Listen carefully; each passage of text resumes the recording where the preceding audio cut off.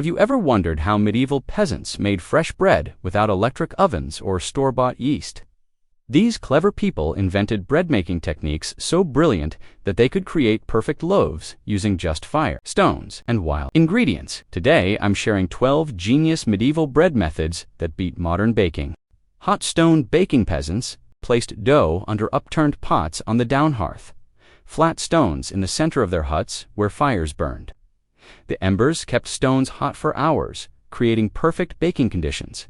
This method required no expensive oven construction while providing consistent heat distribution. Some stones stayed hot enough to bake bread for the entire day after single firing. Modern electric ovens can't match this energy efficiency, but this was just the beginning of a medieval baking genius. Ash baking bread was cooked directly in ashes of fires, as long as you turned it often. This worked perfectly. Medieval people wrapped dough in leaves or cloth before burying it in hot ashes. This technique created crusty exteriors while keeping interiors moist and perfectly cooked. The ash acted like natural insulation, maintaining a steady temperature throughout the baking process. Archaeological evidence shows charred bread remains in medieval fire pits across Europe. Some peasants specialized in ash baking, becoming village bread experts. Modern camping enthusiasts still use these techniques today. Yet medieval people discovered even more sophisticated methods. Pan-fried flatbread Sphinx and Anglo-Saxons cooked flatbreads on iron skillets over open fires. Archaeological discoveries at Winchester in York show flat skillet-type pans throughout the Viking world. Flatbreads took only a couple minutes each side, providing quick, nutritious meals without ovens. These pans were designed with specific thickness to distribute heat evenly without burning. Medieval blacksmiths created specialized bread cooking vessels that modern manufacturers still copy today. The technique was so effective that travelers could make fresh bread anywhere with just a portable pan and fire. Some skillets were passed down through generations as valuable family heirlooms. Norse explorers used this method during long voyages across unknown seas. Modern non-stick pans pale in comparison to medieval iron craftsmanship. However, the most revolutionary discovery was about yeast itself. Natural fermentation medieval. People used yeast from brewing beer, either from batch brewing in-house or neighbor's batch. Natural wild yeast present in flour and environment initiated fermentation when mixed with water. Medieval bakers dropped unwashed fruits like grapes into flour mixtures. Visible, chalky film of yeast on fruit skins started fermentation. This process required no commercial yeast purchases, making bread accessible to poorest families. Monastery brewing operations became centers of yeast cultivation knowledge. Some villages had designated yeast keepers whose job was maintaining active cultures year-round. The fermentation process took 2 to 3 days but created bread with superior flavor and nutrition compared to quick-rise modern loaves. Medieval people understood bacterial cultures centuries before science explained the process. Apple skins, grape surfaces, and berry blooms provided consistent yeast sources. This knowledge meant survival during harsh winters when other food sources failed. Yet creating flour itself required incredible ingenuity. Hand-ground flour power peasants ground grain by hand in wooden mortar or stone troughs. Small hand-turned corn stones throughout the early medieval world showed grinding flour was a daily routine. This fresh ground flour contains natural oils and yeasts that store-bought flour lacks, creating better fermentation and flavor. Grinding process was laborious but essential. Families often worked together, rotating the heavy stone mills. Medieval millers understood different grinding techniques for various grains, adjusting pressure and speed for optimal results. Fresh ground flour had to be used quickly before natural oils went rancid, forcing daily bread-making routines. Some households owned portable quarries for traveling, ensuring fresh flour anywhere. The stone grinding created coarser textures that actually improved digestion compared to modern refined flour. Wealthy monasteries invested in water-powered mills, but most peasants relied on human-powered grinding. This daily ritual connected families to their food source in ways modern people can't imagine. Quality of grinding stones determined village prosperity and survival rates. But when flour wasn't available, medieval people had backup plans. Unleavened survival bread peasants mixed grain with water to bake unleavened bread or oatcakes, when yeast wasn't available. Unleavened flatbread remained common in northern regions where wheat was difficult to grow. These breads provided essential calories during famines and crop failures. The simplicity meant anyone could make bread without special knowledge or ingredients. Medieval armies relied on unleavened bread for field rations because it didn't require fermentation time. Different regions developed signature unleavened breads using local grains: barley in Scotland, rye in Germany, oats in northern England. These flatbreads could be made quickly during emergencies when villages faced sudden food shortages. The dense, filling nature of unleavened bread sustained heavy laborers through long working days. Some unleavened breads incorporated herbs and salt for flavor and preservation. Traveling merchants carried unleavened bread because it traveled better than risen loaves. The cooking methods varied from hot stones to clay vessels to direct flame cooking. Emergency unleavened bread recipes were passed down through oral tradition as survival knowledge. However, when resources allowed, medieval people preferred community solutions. Community oven-sharing peasants brought dough to village bakers or shared ovens when individual homes lacked ovens. Medieval ovens were built outside towns due to fire risk, creating community baking systems. This sharing reduced costs while ensuring everyone had access to proper bread. Village ovens were massive stone constructions that could bake dozens of loaves simultaneously. The oven keeper was a respected community member who controlled baking schedules and temperatures. Families would mark their loaves with distinctive patterns to identify them after communal baking. The system created social bonds as neighbors gathered during baking days to share news and gossip.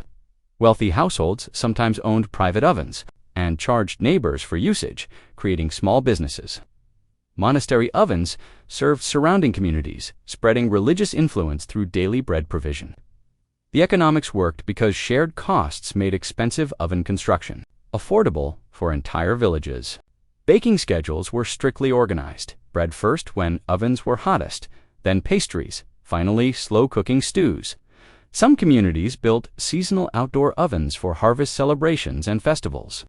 The communal system ensured no family went without bread, creating medieval social safety nets. Village oven disputes sometimes required legal arbitration, showing their critical importance.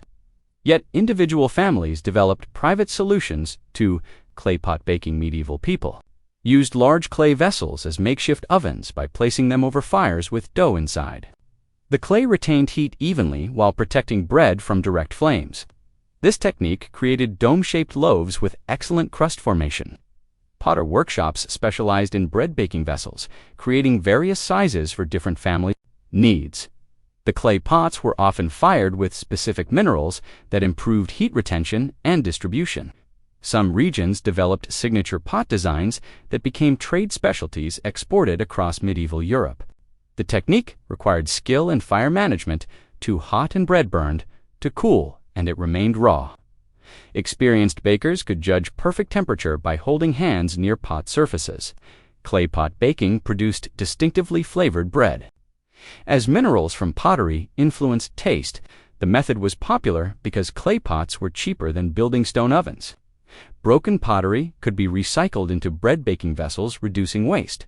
Some families owned multiple pot sizes for different occasions: small for daily bread, large for feast preparations. The pots doubled as storage containers when not used for baking. Regional clay compositions created unique bread characteristics that became local specialties. Wealthy households commissioned decorative bread pots that served as status symbols. However, scarcity forced even more creative adaptations.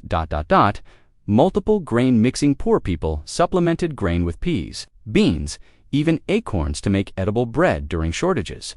Different grains like rye, oats, barley were mixed based on regional availability. This adaptation ensured nutrition even when primary grains failed. Medieval people understood that combining proteins from various sources created more complete nutrition than single grains. Bean flour added protein content that sustained laborers through demanding physical work. Acorn flour required special processing to remove bitter tannins. Knowledge passed through generations of foragers. The mixing ratios were carefully calculated. Too many beans made bread dense. Too many oats created a crumbly texture. Some regions became famous for specific grain combinations that became regional bread specialties. Monastery records document dozens of emergency bread recipes using whatever ingredients were available during famines.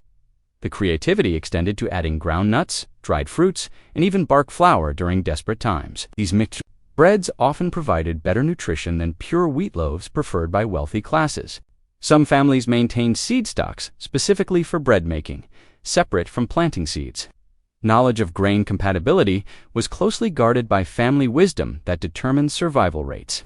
Trading networks developed around different grains, allowing regions to exchange specialties.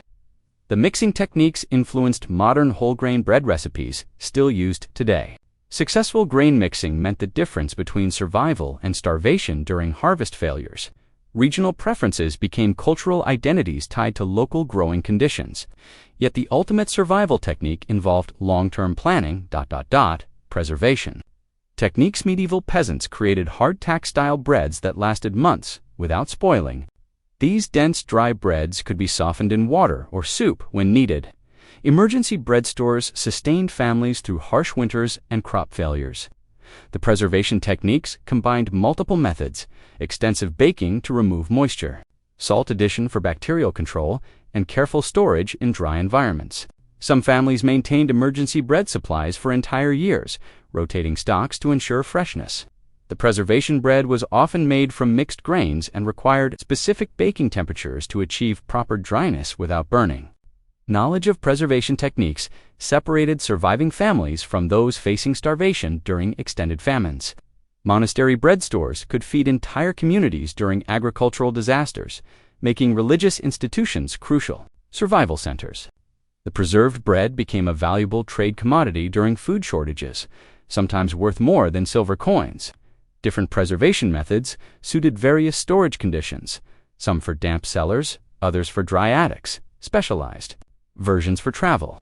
The techniques required understanding of humidity, temperature, and bacterial growth centuries before scientific explanations existed. Some preservation breads incorporated natural antimicrobials like certain herbs and spices that extended shelf life. Wealthy households maintained elaborate bread storage systems with climate-controlled environments that rivaled modern preservation methods. The knowledge was so valuable that bread preservation secrets were closely guarded family traditions, passed only to trusted descendants. Military campaigns relied on preserved bread that could sustain armies for months without resupply. Regional variations in preservation techniques reflected local climate conditions and available ingredients. The preserved bread could be ground into flour for fresh bread when soaked and re-fermented. These techniques formed the foundation of modern emergency food systems still used by survival experts today. Dough fermentation pits medieval. People discovered that burying dough in specially constructed earth pits created perfect fermentation conditions. These underground chambers maintained consistent temperatures while protecting dough from weather extremes. Village communities dug communal fermentation pits lined with stones and covered with wooden planks. The earth's natural insulation kept dough at optimal fermentation temperature for days without external heating. Some pits were enhanced with layers of straw, leaves, and animal hides for additional temperature control. The technique worked because soil temperatures remained stable year-round below frost line. Archaeological evidence shows elaborate pit systems near medieval settlements across northern Europe. Families would lower covered dough containers into pits using rope systems, retrieving them when fermentation completed. The method produced exceptionally flavorful bread because slow, cool fermentation developed complex tastes impossible with quick modern methods. Some fermentation pits were used continuously for generations, developing beneficial bacterial cultures in surrounding soil. Wealthy monasteries built sophisticated underground fermentation chambers with drainage systems and ventilation shafts. The technique required no fuel, no maintenance, and worked regardless of surface weather conditions. Modern artisan bakers spend thousands trying to recreate these natural fermentation environments using artificial climate control. Traveling bread ovens. Medieval merchants and traveling communities invented portable oven systems that could be assembled anywhere for fresh bread production. These ingenious devices consisted of interlocking clay or metal pieces that formed temporary Ovens, when stacked together, the portable ovens used local materials like stones and mud to create heat-retaining chambers around central fireboxes. Some designs incorporated wheeled bases, allowing entire oven systems to be transported between villages and markets. Traveling bakers became wealthy by providing fresh bread services to communities lacking permanent ovens. The mobile ovens were engineering marvels designed to disassemble quickly for rapid movement while maintaining structural integrity during use. Military campaigns employed portable bread ovens to feed armies on extended marches through territories without established bakeries. Some traveling ovens were sophisticated enough to bake multiple types of bread simultaneously, using different temperature zones. The techniques influenced modern camping and outdoor cooking equipment still used today. Circus performers and seasonal workers relied on portable baking systems to maintain nutrition during constant movement. Regional designs varied based on local materials and transportation methods available. These mobile solutions ensured fresh bread availability, regardless of location or circumstances. These medieval bread-making methods reveal ingenuity that makes modern baking seem primitive by comparison. While we depend on electric ovens and commercial yeast, medieval people created bread using only natural ingredients, fire, and centuries of accumulated wisdom. The most shocking part, these techniques often produced better-tasting, more nutritious bread than modern industrial methods. Medieval bakers understood fermentation, heat management, and grain chemistry without scientific instruments. Start experimenting with these time-tested methods by trying hot stone baking or wild yeast capture in your own kitchen. Modern survival experts studying these medieval techniques report dramatic improvements in self-sufficiency and food security. Want to master these medieval bread secrets that fed civilizations for centuries? Subscribe for our complete guide to historical cooking methods that actually work in today's uncertain world. Don't let modern food dependence control your family's future, when centuries of proven bread-making wisdom is waiting to transform your kitchen skills forever.